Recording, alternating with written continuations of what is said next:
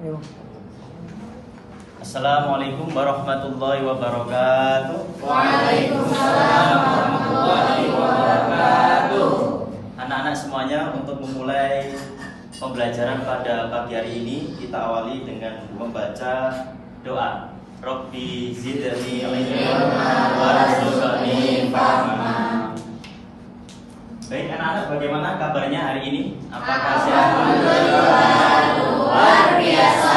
Allahu Akbar. Selalu dapat sarapan semua ya? Karena tanpa perut yang terisi, biasanya pikiran kita kemana-mana ya, nggak fokus. Itulah maka adanya MBG itu tujuannya ternyata yaitu ya supaya kita tidak kelaparan, perut kita kosong, sehingga kita bisa konsentrasi dalam belajar. Anak-anak perlu kita pahami, pagi hari ini kita akan melanjutkan materi yaitu yang berjudul menjadi generasi toleran. Tadi belum di absen ya? Saya absen lebih dulu ya. Nah, yang pertama Indah, tadi Syifa, tadi selalu udah semua ya? Iya. Semua ya. Alhamdulillah. Baik, kita akan mulai tentang menjadi generasi toleran, membangun harmoni intern dan antar umat beragama. Sebelum kita mulai ada pantun pembuka. Dipersilakan Bang Mail, Mas Mail, silahkan dibaca pantunnya. Yang ini? Ya, silahkan dibaca pantunnya. Ke pasar pagi membeli ketan. Ketan dibagi bersama teman. Mari belajar hidup toleran. Agar rukun dalam perbedaan. Satu lagi. Oke. Burung merpati hinggap di taman. Pelan di atas telaga. Ada keyakinan bukan penghalang pertemanan. Saling menghormati membuat damai terjaga. Terima kasih Mas ya. Jelas sedikit pantun untuk penyemangat bagi kita. Kita lanjutkan yaitu untuk pertanyaan pemantik. Yang pertama adalah mengapa perbedaan agama, tradisi dan kebiasaan perlu dihormati dalam kehidupan bersama. Yang kedua, apa perbedaan antara menghormati keyakinan orang lain dan mencampur adukan ajaran agama. Ini akan ada dua kelompok, silahkan berdiskusi sekitar 2 menit ya kira-kira. Silahkan dijawab yang pertanyaan yang pertama dan yang nomor 2 untuk kelompok 1 dan kelompok 2 ya. Silahkan untuk pertanyaan pemantik pertama kelompok 1 dan pertanyaan yang kedua untuk kelompok yang kedua. Diskusikan, nanti satu peserta akan saya suruh menjawab pertanyaan pemantik tersebut.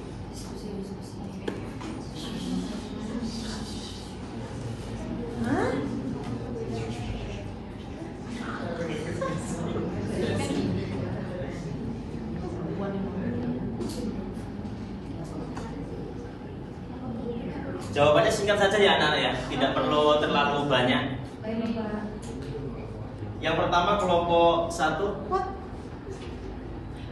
Silahkan Indah bisa dijawab sebagai mewakili pertanyaan yang pertama.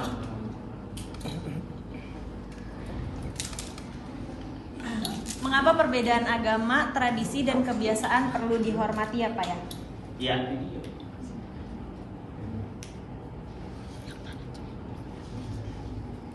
Karena perbedaan itu bagian dari kehidupan manusia ya Pak, yang dapat menciptakan situasi saling mengenal, memahami dan juga hidup dengan damai. Baik, jawaban yang begitu bagus. Tepuk tangan.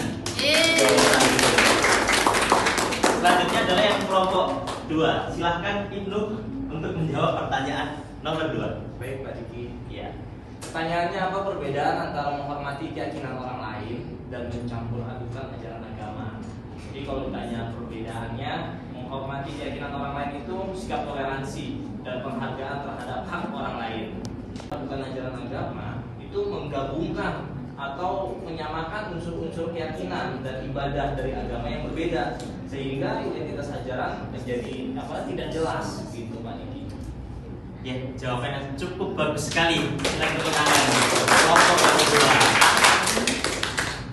Baik anak-anak, sebagai contoh, katakanlah ketika kita sedang berjalan, terus melihat ada nenek-nenek tua yang sedang jatuh. Kira-kira anak-anak apakah langsung membantu, ataukah bertanya lebih dulu, Nek, sampai agamanya Islam apa Kristen apa Protestan? Apakah langsung dibantu atau bertanya dulu? Langsung dibantu. Nah, itulah sikap toleran. Ketika kita membantu orang lain, ketika di jalan ada kecelakaan, jatuh atau menyeberang, kita tidak perlu menanya apa agamanya, karena kemanusiaan itu tidak memandang latar belakang agama, karena sifatnya kemanusiaan, atau istilahnya ukhuwah basyariyah, persaudaraan antar kemanusiaan. Sehingga kalau ada nenek-nenek yang cemplung ke laut minta tolong, nggak perlu ditanya dulu, Nek agamanya apa? Oh Kristen, ya udah tolong, jangan gitu. Jadi langsung kita tolong, itulah sifat kemanusiaan. Oke, anak-anak kita lanjut. Kita lanjut, yaitu tujuan pembelajaran kita pada pagi hari ini. Yang pertama adalah menjelaskan toleransi sebagai sikap menghormati perbedaan tanpa, ini garis bawahnya, tanpa melemahkan keyakinan sendiri. Seperti yang dijelaskan oleh Ibnu tadi, tanpa mencampur adukan keyakinan kita. Yang kedua adalah membedakan harmoni intern umat beragama dan harmoni antar umat beragama, hampir sama tadi ya. Yang ketiga, mengidentifikasi tantangan intoleransi, khususnya di lingkungan sekolah, kampus, dan media sosial. Apalagi di era digital yang sangat luar biasa, apalagi di Indonesia netizen yang sangat luar biasa, berkicau sangat luar biasa nih, sehingga di media sosial sangat penting untuk menjaga toleransi. Yang keempat yaitu menyusun tindakan nyata untuk membangun ruang sosial yang aman, adil, dan rukun. Jadi tidak sekedar konsep, tapi kita buktikan melalui tindakan nyata. Itu tujuan pembelajaran kita pagi hari ini. Kita lanjutkan. Mengapa toleransi itu penting? Yang pertama, ruang aman. Toleransi membuat setiap orang merasa diterima. Orang dapat belajar, beribadah, bekerja, dan berinteraksi tanpa takut direndahkan. Oke, selanjutnya persatuan. Kak Siva boleh dibaca? Ya, baik Pak. Berikutnya yaitu ada persatuan. Toleransi membantu masyarakat mencegah konflik. Perbedaan titik dihapus, tetapi dibicarakan dengan etika dan penghormatan. Baik, terima kasih. Melanjutkan Mas Dias. Mas Dias, silahkan dibaca yang keadilan sosial. Keadilan sosial. Toleransi mendorong warga untuk melindungi hak orang lain. Sikap ini sejalan dengan jaminan kebebasan beragama pada Undang-Undang Dasar 1945 pasal 29. Baik, terima kasih Mas Dias. Jadi inti pesan dari ini adalah generasi toleran itu tidak sekadar membiarkan, tetapi ikut merawat kehidupan bersama. Apalagi di Indonesia ini yang beragam sukunya, agamanya, ras, kulit, dan lain sebagainya. Disitulah letak persatuan dalam Indonesia itu. Selanjutnya yaitu toleransi. Toleransi itu adalah sikap aktif, bukan sekedar sikap pasif. Jadi toleransi perlu difahami dengan cara yang tepat agar tidak disalahartikan. Yang pertama, toleransi adalah menghormati martabat setiap orang. Yang kedua, memberi ruang aman untuk beribadah sesuai keyakinannya masing-masing. Selanjutnya, mendengar sebelum menilai. Jadi tidak langsung menghukumi, menjustifikasi seseorang sebelum kita melihat sudut pandang seseorang tersebut. Selanjutnya, bekerja sama pada urusan kemanusiaan. Tadi ya, ukhuwah basyariyah, secara kemanusiaan. Katakanlah kita umat Islam, ternyata tidak boleh tidak, kita sangat membutuhkan produk-produk ciptaan orang non-Islam, ya kan? Karena di zaman sekarang, coba kita lihat, Islam ini secara teknologi itu ketinggalan dengan non-Islam. Yang perlu kita pahami, sehingga kita harus bisa bekerja sama secara kemanusiaan, karena juga kita bisa mendapat keuntungan dari pihak lain non-Muslim. Selanjutnya, menjaga bahasa agar tidak melukai, itu dengan bahasa yang elegan. Kalau dalam ayat Al-Quran Allah berfirman, ud'u ila sabili rabbik bil hikmah wal mau'izatil hasanah. Jadi ajaklah seseorang menuju jalan Tuhanmu, yaitu agama Islam khususnya untuk kita ini, dengan cara hikmah dan nasihat yang baik. Jadi tidak dengan bahasa yang melukai. Selanjutnya toleransi itu bukan mencampur adukan ajaran agama, itu keyakinan. Selanjutnya menyamakan semua keyakinan. Mungkin yang pernah kita dengar yaitu ada istilah pluralisme, yaitu ideologi yang menganggap bahwa semua agama sama. Tidak. Kita harus memahami bahwa setiap agama itu berbeda, punya keyakinannya masing-masing. Tapi di situ ada pluralitas. Ini beda ya antara pluralitas dan pluralisme. Kalau pluralitas itu keniscayaan perbedaan. Ya, keniscayaan perbedaan. Jadi kita meyakini bahwa kehidupan ini niscaya pasti ada yang berbeda. Cuma setiap keyakinan harus menghormati keyakinan yang lain. Selanjutnya meninggalkan prinsip iman sendiri juga tidak boleh. Membenarkan penghinaan atas agama, lalu diam saat terjadi perundungan. Sampai sini anak-anak paham? Ada yang perlu dipertanyakan? Tidak ya? Kita lanjut ya. Selanjutnya harmoni intern umat beragama. Silahkan Kak Sofi bisa dibaca.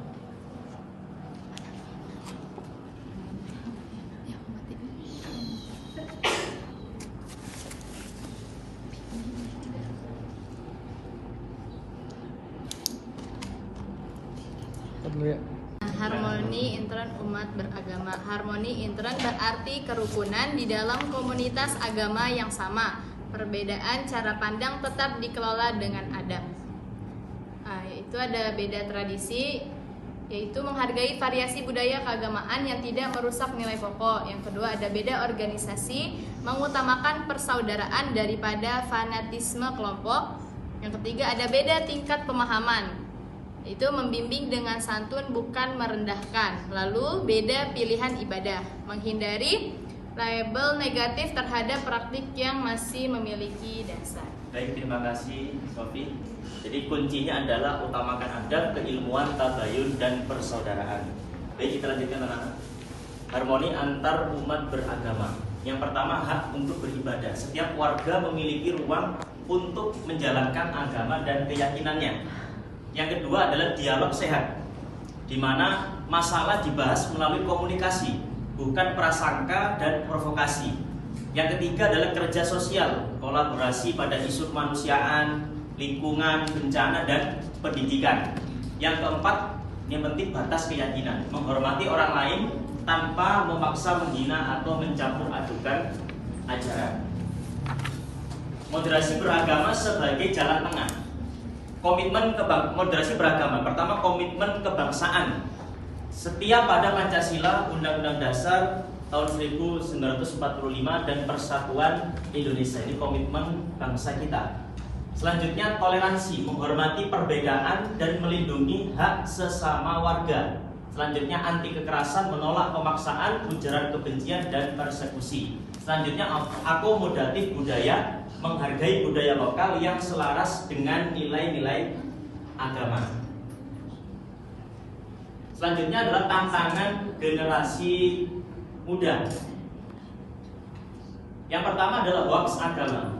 Informasi dipotong, diberi judul provokatif, lalu disebarkan tanpa verifikasi.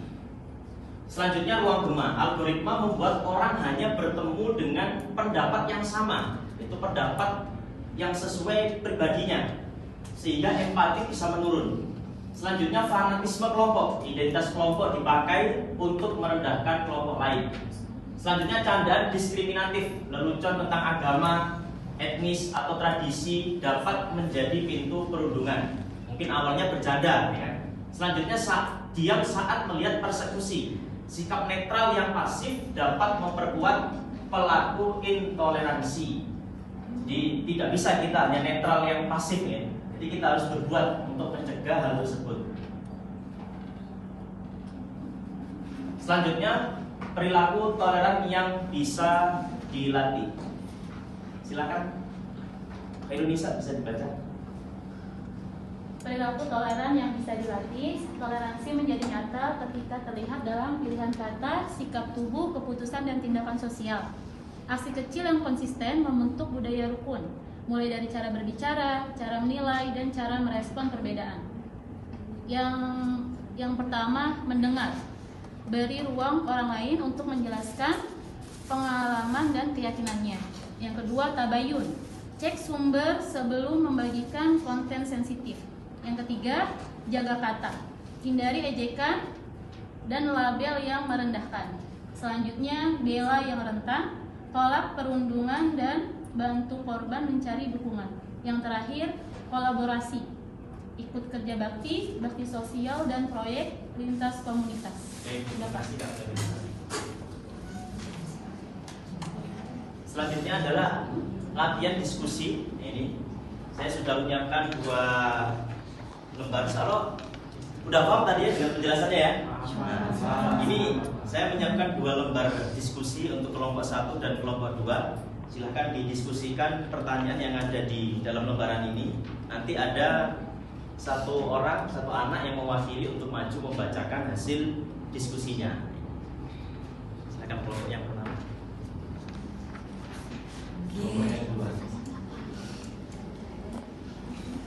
Silakan didiskusikan 1 menit kira-kira.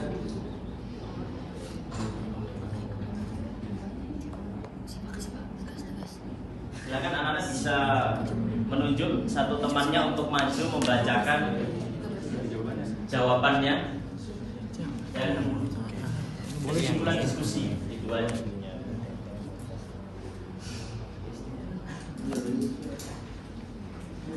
Sudah siap? Silakan kelompok yang pertama, silakan maju. Pertanyaannya aja langsung dijawab. Ya. Pertanyaan yang pertama, apa penyebab utama munculnya sikap kurang toleransi antar sesama pemeluk agama? Jelaskan berdasarkan contoh yang terjadi di sekolah. Itu penyebabnya adalah kurang memahami perbedaan cara beribadah, merasa pendapat kelompok sendiri yang paling benar, dan kebiasaan memberikan komentar tentang praktek ibadah dari murid-murid yang lain, seperti ruku kamu nggak kayak gitu, atau ruku kamu kurang bagus, sujud kamu kakinya nggak rapet, biasanya kayak gitu ya. Terus temannya berdoa, doa apa tuh kamu doa apa? Suka kepo dengan doa teman-temannya masing-masing. Itu aja Bapak. Ya, terima kasih ya kelompok 1. Kita kan tepuk tangan dulu. Silakan kelompok 2 bisa maju mewakili temannya. Silakan.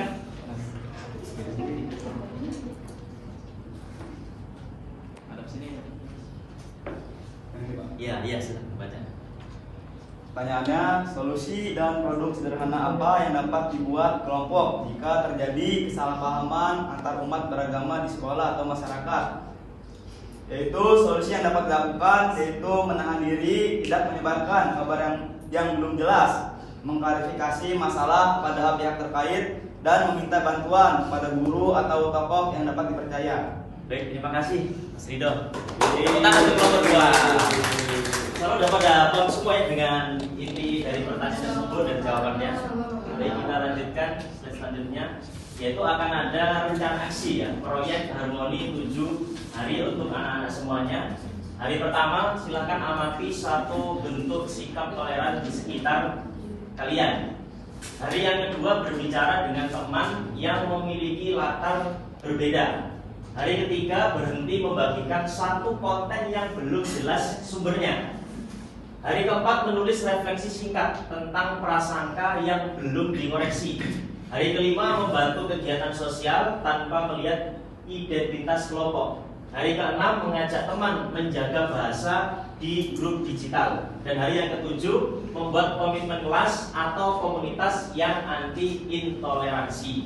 Silahkan bisa dibuat poster digital atau video pendek atau difoto kegiatannya dan dipraktekkan secara langsung, sehingga pelajaran pada pagi hari ini tidak sekedar berupa konsep atau sekedar informasi yang menempel di kepala kita, tapi bisa kita amalkan, bisa kita praktekkan dalam kehidupan sehari-hari.